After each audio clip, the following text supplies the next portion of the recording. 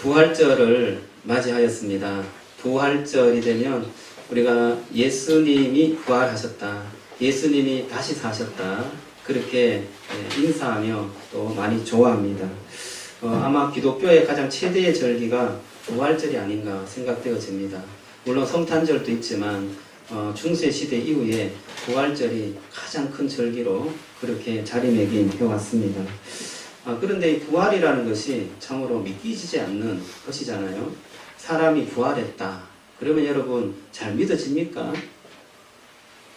잘 믿어지지 않죠. 죽었다가 다시 살아났다. 참 믿어지지 않습니다. 제가 아는 어떤 선교사님이 선교하러 갔다가 정말 사람이 죽었다가 다시 살아났다. 간증을 하시더라고요. 처음에는 잘 믿기지 않았어요. 그런데 그분이 직접 죽은 사람을 매장을 했고 또 장례를 치렀고, 그런데 많은 사람들이 그 사람이 살아나기를 그렇게 기도를 한 거죠. 그렇게 기도를 했대요. 선교사님도 같이 기도했는데 한 2일인가 죽었다가 살아났대요. 관에서 관을 깨고 일어났다는 거예요. 여러분 믿어집니까? 전혀 안 믿겠다는 그런 강한 의지를 가지고 있는 것 같아요.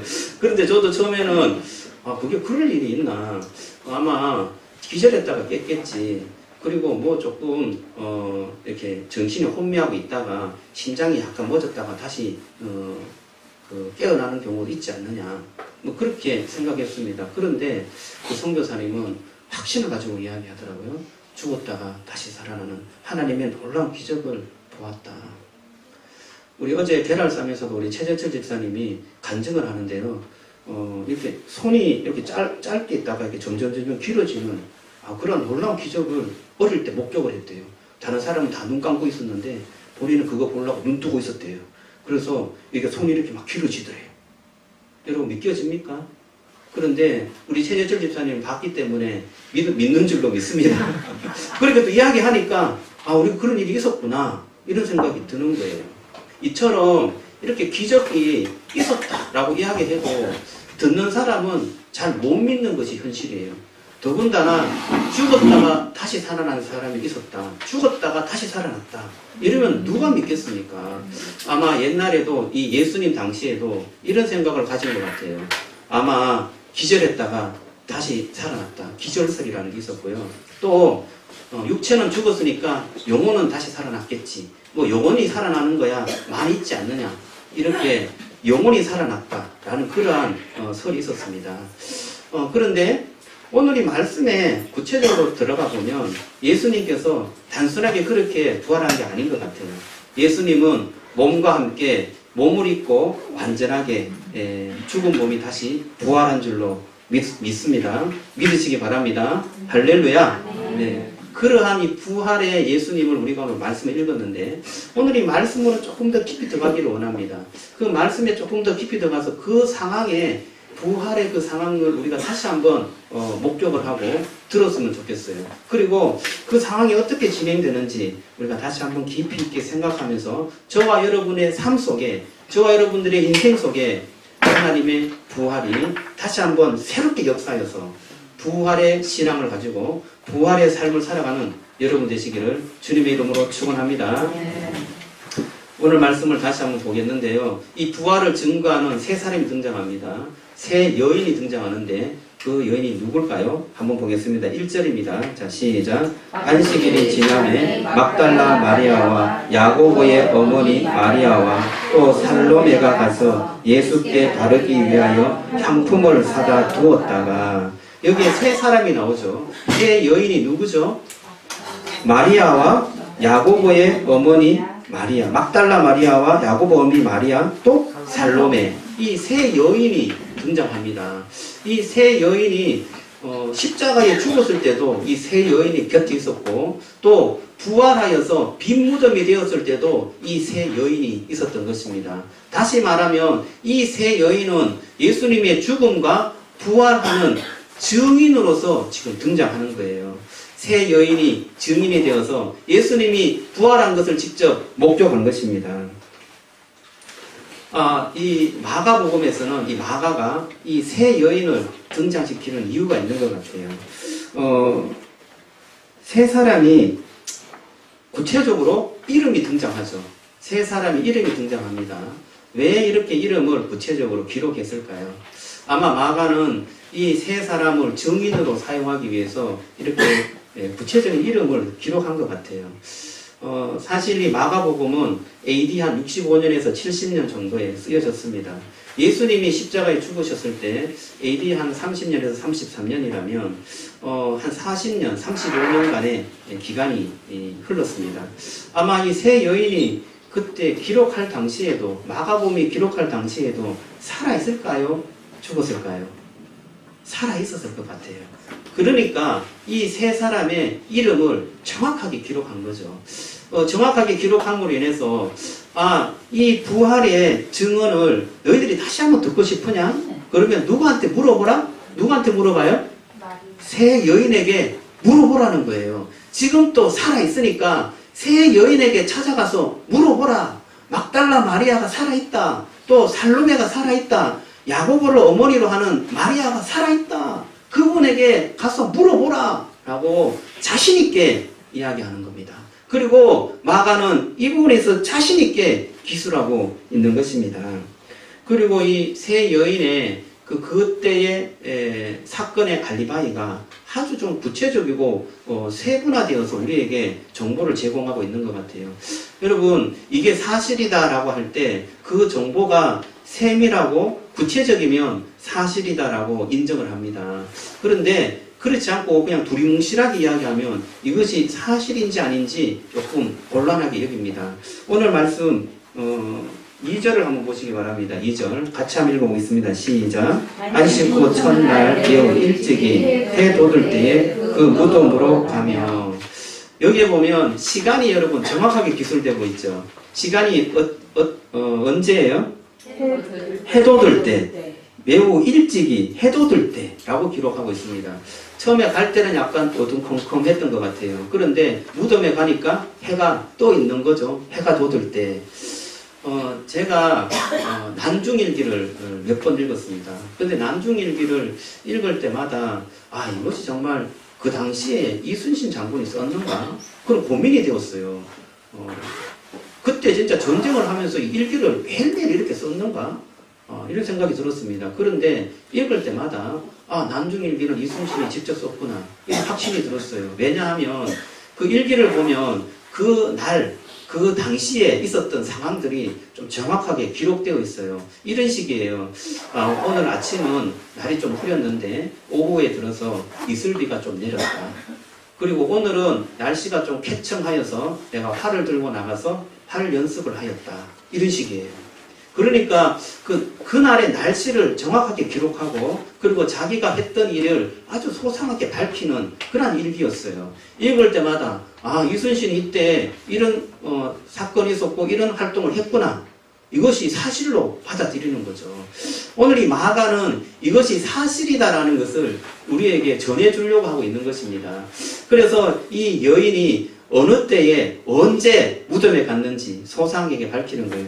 그래서 아침에 해가 돋을 때 일찍이 그 무덤에 갔다라고 밝히면서 이 여인이 진짜 그곳에 갔구나라는 것을 우리에게 전해주는 것입니다.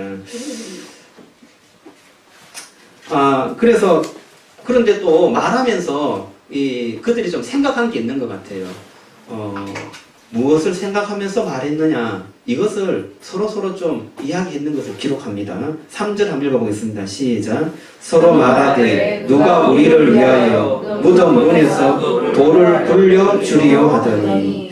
그때 문제가 생겼어요. 올라가면서 큰 돌문으로 그 무덤을 막았는데 그 돌을 우리가 어떻게 옮길 거냐, 여기에 걱정을 그 대화를 한 거죠. 그런데 그것을 기억을 한 거죠. 그래서 그때 올라가면서 이런 이야기를 하면서 올라갔다 라는 것을 지금 기록하고 있는 거죠. 이런 어떤 세밀한 것들을 볼 때 이 세 여인이 그 당시에 이런 일을 하면서 무덤에 올라갔구나, 이렇게 우리가 생각할 수가 있는 것입니다. 그런데 오늘 이 말씀에 이 세 여인이 십자가의 죽으심과 부활의 가장 중요한 증인으로서 등장하는데, 우리가 이것을 읽으면서요, 몇 가지 좀 의문이 드는 게 있어요. 진짜 이 부활이 진짜 일어난 사건인가? 라고 했을 때, 좀 이런 의심이 드는 게 있어요. 첫째는 뭐냐? 왜 여인을 등장시켜서 부활의 증인으로 세웠느냐 하는 것입니다. 그 당시에는 여자가 증인이 될 수가 없었어요. 그러니까 합법적인 증인은 남자여야 했어요. 그래서 남자가 법정에 증인으로 서지 여자는 증인의 자격이 없었습니다. 다시 말해서 어떤 사건이 있을 때 여자가 내가 그것을 보았습니다. 한 여인이 그렇게 말했다고 해요. 그런데 다른 남자가 아니에요. 그것은 거짓이에요. 나는 이렇게 봤습니다. 라고 그렇게 남자가 증언하면 누구 것을 채택해요? 남자 것을 채택해요. 남자가 증인의 자격이 있기 때문에. 그래서 여자는 어떤 말을 해도 자격 미달이에요. 자, 그렇다면 이 부활의 사건을 정말 사실이다라고 기록하고 싶다면 이 부활의 예수님이 빈무덤이고 진짜 부활했다라는 것을 알리고 싶다면 여러분 그 메시지에 누구를 등장시켜야 돼요? 여자를 등장시켜야 돼요? 남자를 등장시켜야 돼요? 남자를 등장시켜야 되죠. 아마 제가 이 소설의 그 작가라면 이것을 아주 좀 사람들에게 멋들어지게 이것은 사실이다라고 포장해서 이야기하려고 하면 여기에 여자를 뺄 것 같아요. 여자가 조금 들어와 있지만 그래도 남자를 약간 가미시켜서 이것이 진정한 구원의 사건이요 부활의 사건이다 라는 것을 포장해서 딱 이렇게 알려줄 수 있도록 기술하고 싶은 거죠. 아마 내가 작가였다면 그렇게 하고 싶은데 오늘 여기에서 왜 여인을 등장시켜서 남자가 지금 빠졌잖아요. 여인을 등장시켜서 예수님에게 향료를 바르게 하고 이 부활의 증인으로 삼으려고 했을까요? 여기에 참 핵심 포인트가 있습니다. 이것이 진짜 사실이기 때문에 여자를 등장시켰다라고 말하고 있습니다. 만약에 이 마가가 이것을 좀 포장하고 싶었다면 여자를 뺐을 거예요. 그렇지 않나요? 여자가 증인의 어떤 합법적인 자격이 없는데 여자를 빼죠. 그런데 이것이 여자가 간 것이 여인 세 명이 간 것이 사실이기 때문에 이 사실을 왜곡할 수가 없는 거죠. 이것이 사실로 인정받지 않더라도 여인이 간 것이 사실이다. 그렇기 때문에 여인 3명을 사실 그대로 등장시켜서 기록을 하는 거예요. 할렐루야. 자격이 없는 여인이지만 주님의 부활의 그러한 증인이 되어서 여인 3명이 이 마가복음에 등장하게 된 줄로 믿으시기를 주님의 이름으로 축원합니다. 그래서 이 여인이 등장한 거죠. 자, 저와 여러분들이 부활의 증인이 되었으면 좋겠어요. 부활의 증인이 되고 또 전도하라고 그러면 이런 생각을 많이 합니다. 부활을 어떻게 증거해요? 그거는 똑똑하고 잘 배운 사람들이나 하죠. 목사님이나 하죠. 이렇게 생각합니다. 그런데 여러분, 저와 여러분들이 정말 보고 들은 대로 예수 그리스도의 부활을 증거할 수 있는 줄로 믿습니다. 저와 여러분들이 보고 들은 대로 증언할 수 있어요. 자격이 있는 것이 아니에요. 어떤 똑똑해서 그것을 잘 전해서 전할 수 있는 게 아니에요. 저와 여러분들이 본 대로 들은 대로 오늘 이 성경에 기록된 대로 주님께서 부활하시는 것을 들은 대로 여러분들이 증언할 수 있고 여러분들이 나타낼 수 있고 또 부활의 그 예수님을 전할 수 있는 것입니다. 그러한 증인이 되시기를 주님의 이름으로 축원합니다. 네. 두 번째로 조금 의심스러운 게 있는 게 뭐냐면 예수님이 부활하여서 먼저 갈릴리로 갔다는 말씀입니다. 오늘 말씀을 한번 읽어보겠는데요. 5절 6절이에요. 5절 6절. 자, 같이 한번 읽어보겠습니다. 자, 시작. 너네 들어가서 흰 옷을 입은 한 청년이 편에 앉은 것을 보고 놀라매 청년이 이르되 놀라지 말라. 너희가 십자가에 못 박힌 나사렛 예수를 찾는구나. 그가 살아나셨고 여기 계시지 아니하니라. 보라 그를 어떤 오시니라.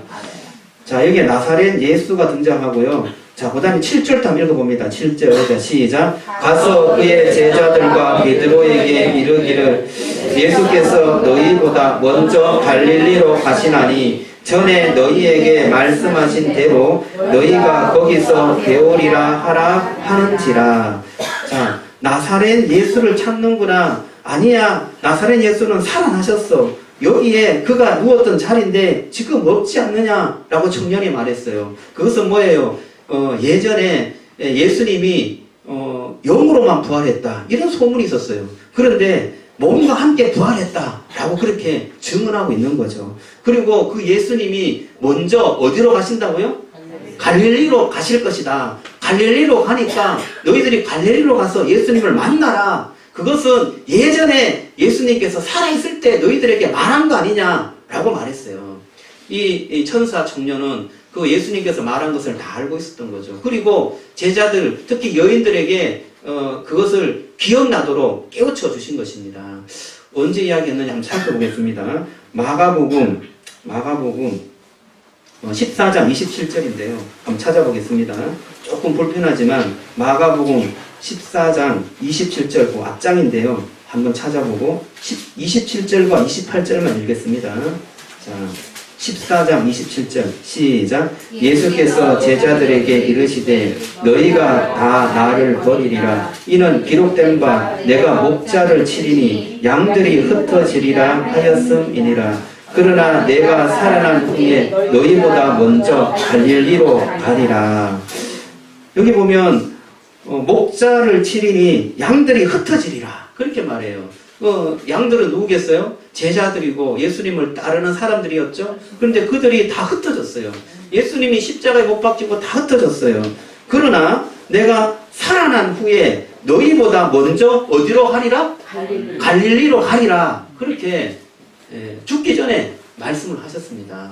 예수님은 갈릴리로 간다고 제자들에게 말했고, 제자들은 그것을 듣고 예수님이 죽으신 후에 청년이 그것을 기억나게 하신 것입니다. 자, 그러면 예수님께서 왜 이 갈릴리로 가자고 했을까요? 왜 예수님께서 부활한 후에 가장 먼저 간 것이 갈릴리였을까요? 우리는 이렇게 생각할 수 있습니다. 옛날에 제자들과 함께 거닐었던 곳, 그리고 예수님이 기적을 베풀고 제자들을 훈련시켰던 곳, 그곳이 갈릴리니까 부활해서 갈릴리로 간 것이 아니냐라고 그렇게 생각할 수 있습니다. 자, 여러분들에게 한번 질문하겠습니다. 여러분들이 억울하게 죽음을 당했어요. 여러분들이 누명을 써갖고 죽음을 당했습니다. 죽었어요. 그런데 기적같이 살아났어요. 자, 여러분 살아났어요? 억울한 누명을 쓰고 죽었는데 내가 하나님께서 능력을 주셔갖고 기적처럼 살아났어요. 그러면 살아나서 여러분들이 내가 살아났으니까 이곳에 꼭 가야 되겠다. 꼭 가야 될 곳, 여러분 어디라고 생각하십니까? 딱 생각나는 게 어디예요? 누구에게 가고 싶어요? 예? 별로 생각 없어요. 누명을 쓰고 죽었어요. 누명을 쓰고. 내가 죄가 없는데 죄를 뒤집어 쓰고 죽었어요. 그런데 다시 살아났어. 그럼 여러분 어떻게 할 겁니까? 저도 그렇게 생각해요. 나에게 누명 쓴 사람에게 찾아갈 것 같아요. 왜 나를 누명 씌워서 이렇게 죽게 하느냐? 내가 살아났지 않느냐? 나는 진실하다. 당신이 거짓이다. 당신이 죽어야 한다. 이렇게 말할 것 같아요. 그래서 빌라도를 찾아갈 것 같고, 또 많은 재판관들을 찾아갈 것 같고, 그래서 살아나서 가야 된다면 갈릴리로 가야 돼요? 어디로 가야 돼요? 예루살렘으로 가야 되죠. 예루살렘으로 가서 제사장들에게, 또 많은 왕들에게, 또 총독에게 내가 살아났다는 것을 보여줘야 되지 않습니까? 이 시대에 살아났으면 저는 청와대로 갈 것 같아요. 그리고 KBS, MBC 찾아갈 것 같아요. 내가 다시 살아났다고, 내가 억울한 누명을 썼다고, 그렇게 광고하고 막 이렇게 선전하고 가야 되지 않습니까? 그래야 내가 부활한 것이 영광을 받고 빛이 나지 않습니까? 그런데 예수님은 갈릴리로 가겠다라고 말했습니다. 그러면 그 갈릴리가 어떤 땅이냐? 어떤 땅이길래 그 갈릴리를 가려고 하느냐? 한번 찾아봅니다. 마태복음 4장인데요. 마태복음 4장.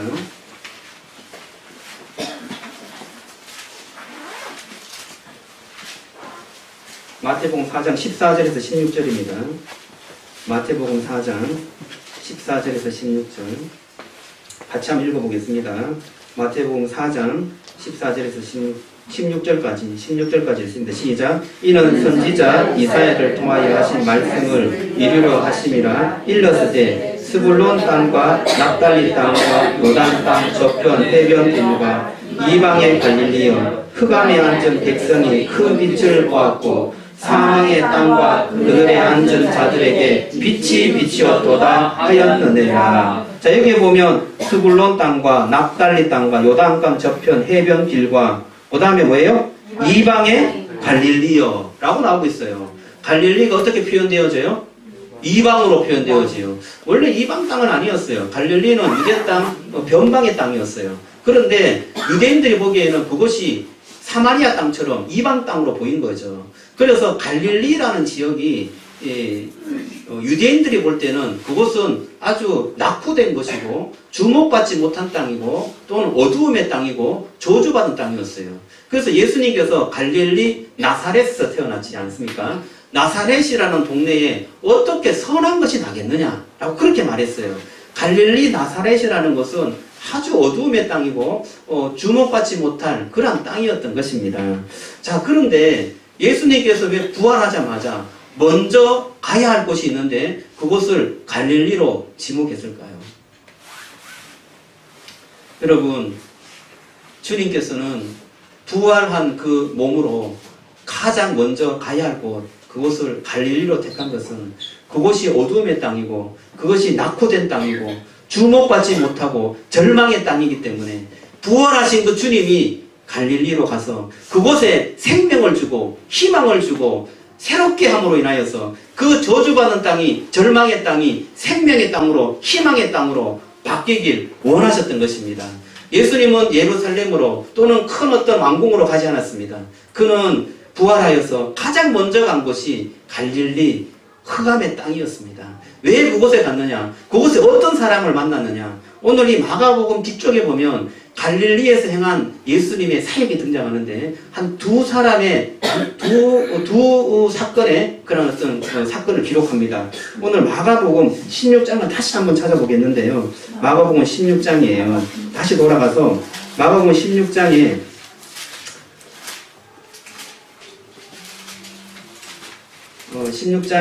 우리 12절, 네. 11절, 12절을 한번 보겠습니다. 11절, 12절. 자, 시작. 그들은 예수께서 살아나셨다는 것과 마리아에게 보이셨다는 것을 듣고도 믿지 아니하니라. 그 후에 그들 중 두 사람이 걸어서 시골로 갈 때 예수께서 다른 모양으로 그들에게 나타나시니. 자, 마리아가 그것을 봤죠. 봐서 누구에게 알렸어요? 제자들에게 알렸습니다. 그런데 그 제자들이 듣고 믿었어요? 믿지 않았어요? 믿지 않았어요. 그런데 그 중에 마리아의 남편도 있었어요. 마리아의 남편이 있었는데 그 후에 그들 중에 두 사람이 걸어서 어디로 갔다고요? 시골로 갔어요. 여러분, 이 메시지를 듣고 생각나는 게 있죠. 마태복음에 보면 엠마오로 가는 두 제자. 성경을 읽으신 분들은 생각날 거예요. 엠마오라는 두 제자가 있는데 그 두 제자 중에 글로바라는 사람과 다른 한 사람이 있더라 라고 말하고 있어요. 글로바가 누굴까요? 글로바가 마리아의 남편이었습니다. 이 글로바가 예수님의 제자였는데 이 예수님의 제자 글로바가 예루살렘에서 예수님의 그 죽으심을 듣고 너무나 절망하였어요. 예수님이 있으시면 참으로 우리나라가 다시 한번 새롭게 될 텐데 예수님을 믿고 정말 예수님을 존경하고 예수님을 따랐는데 예수님이 그만 죽었대.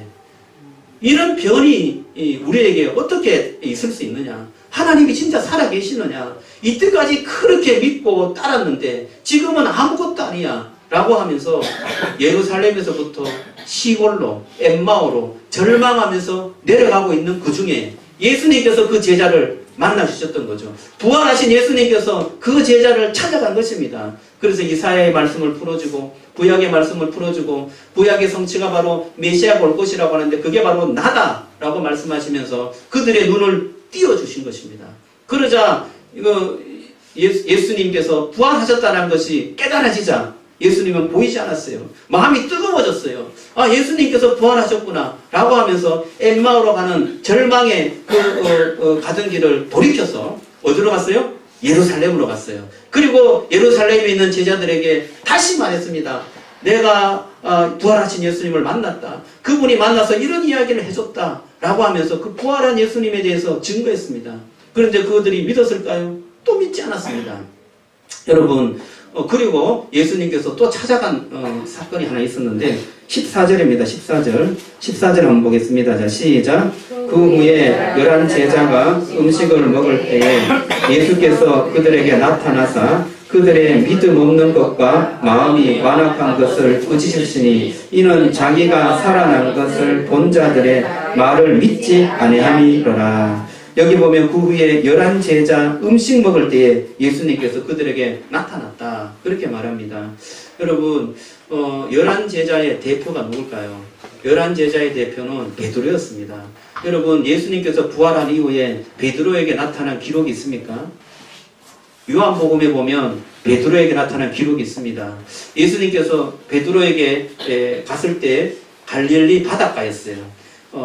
베드로가 정말 실망에 찬, 절망에 차고 정말 아무것도 소망이 없는 그런 가운데서 고기를 잡았습니다. 고기를 잡지 못하고 돌아오는 힘 빠져있는 그 베드로를 보면서 예수님께서는 화롯불을 피워두고 거기에 고기를 이렇게 구워서 기다리고 계셨습니다. 그리고 그 베드로에게 이렇게 이야기했어요. 힘들지, 많이 힘들었지, 나하고 같이 밥 먹자. 저는 이 말을 듣고 너무나 정말 예수님이 어떤 분인지 다시 한번 느껴지기 시작했어요. 여러분, 저 같으면 죽었다가 부활했어요. 부활했는데 내가 그만큼 제자들에게 3일 만에 다시 부활하겠다. 그리고 베드로, 너는 특별히 부인하지 마. 네가 닭 3번 울기 전에 나를 부인할 것 같은데 네가 부인하면 안 된다. 네가 예수님 나의 수제자가 아니냐 하고 그렇게 행복하게 이야기됐어요. 그런데 베드로가 부인했어요? 부인하지 않았어요? 부인했어요. 나는 예수 모른다 하고 부인하고 도망가 버렸어요. 어떤 경우에는 또 제자들이 십자가에 다 있지 않고 다 뿔뿔이 흩어지고 저주했을지도 몰라요. 어떤 그러한 예수님의 제자들이 다 자기를 부인하고 배반하고 떠나간 그 상황에서 예수님이 부활하셨어요. 다시 살아나셨어요. 그 제자들이 어떤 이야기를 할까요? 야, 내가 그만큼 이야기했는데 너가 그렇게 배신을 하냐? 너가 나에게 등을 돌리느냐? 나를 저주하고 도망가느냐? 나하고 3년 동안 있었던 것은 뭐냐? 내가 그렇게 사랑해주고 너를 위해주고 기적을 베푸는 것은 무엇이었느냐? 너희들이 나를 하나님의 아들이라고 고백한 것은 그것은 무엇이었느냐? 라고 그렇게 야단칠 것 같았어요. 그런데 예수님은 베드로를 만나자마자 그때까지 있었던 모든 기억들을 다 벗어버리고 같이 밥 먹자. 힘들었지. 다 같이 밥 먹자. 예수님이 손수 구워놓았던 그 생선, 베드로는 그 생선을 먹지 못하였습니다. 베드로는 예수님을 보자마자 마음에 큰 감동이 되었어요. 그리고 부끄러움이 있었어요. 예수님께서 나를 이렇게 사랑해 주시구나. 직접 찾아와 주셔서 손수 불을 피워 주시고 조반을 만드셔서 나에게 이렇게 식사를 권하니 이것을 어떻게 받을 수 있겠느냐. 예수님, 제가 예수님을 사랑하는 거 예수님이 아시죠? 예수님 사랑합니다. 그러나 예수님께서 아시는 줄로 믿습니다.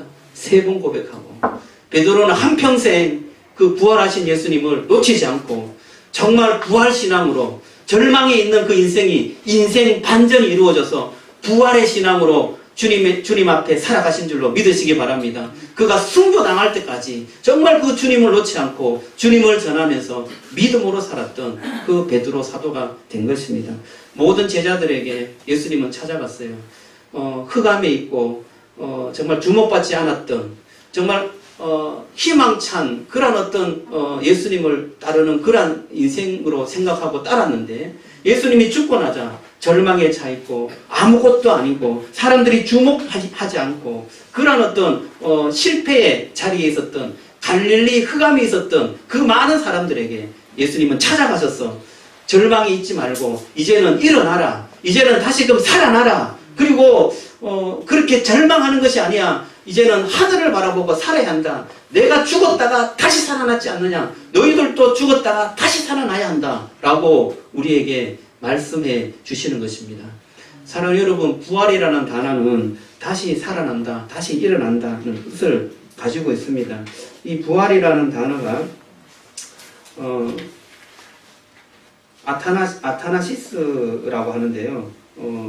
이 부활이란 아나타시스예요. 예, 아나타시스라고 하는데 이것은 다시 죽었다가 살아나는 그런 개념도 있는데 사회적인 고립, 절망에서부터 다시 일어나는 것, 그리고 육체적인 아픔과 고통 속에서 다시 회복되는 것, 이런 것도 뜻하고 있습니다. 그래서 다시 일어난다는 뜻이에요. 다시 일어난다.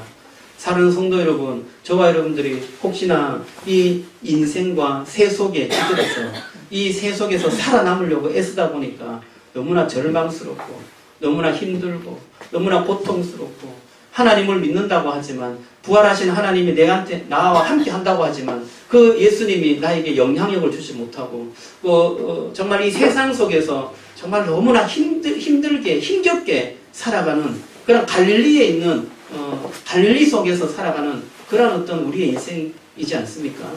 저와 여러분들이 그런 인생이라면 정말 예수 그리스도께서 여러분 가운데 찾아오시는 그 놀라운 부활의 예수님을 만나시기를 주님의 이름으로 축원합니다. 네. 그 예수님은 여러분들에게 이렇게 말합니다.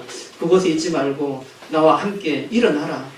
내가 죽었다가 다시 살아난 것처럼 너희들도 다시 살아날 수 있다. 다시 일어날 수 있다. 라고 우리에게 말씀해 주는 것입니다. 부활은 인생 역전을 이루게 합니다. 희망이 없고 주목받지 못하고 절망과 어둠에 갇혀있는 갈릴리에 살고 있는 인생들을 먼저 가서 만나주시고 그 인생을 부활시켜 주시는 것입니다. 여러분 정말 부활하신 그 예수님을 만나시기를 주님의 이름으로 축원합니다. 우리에게는 사실은 여전히 희망이 없고 또 어둠에 갇혀있는 그런 삶일 수 있습니다. 그러나 부활하신 그 예수님을 만나는 순간 우리는 빛이 비추어지고 희망이 차고 다시금 은혜가 있고 우리의 삶 속에 회복이 있는 그런 축복이 있을 줄로 믿습니다. 그 부활의 주님이 여러분의 주님이 되는 축복이 있기를 주님의 이름으로 축원합니다. 우리 한번 기도하기 원합니다. 주님, 우리 속에 부활하여 주십시오. 정말 우리가 혹시나 어둠에 있는 그 갈릴리 그 땅에서 살아가고 있지는 않습니까? 주여, 주님께서 찾아와 주시고 부활하신 그 주님을 만날 수 있도록 주님 은혜를 베풀어 주시옵소서. 여러분 정말 하나님께서 나에게 찾아와 주시고 부활하신 주님께서 나와 함께 밥 먹자, 같이 함께 동행해 줄 테니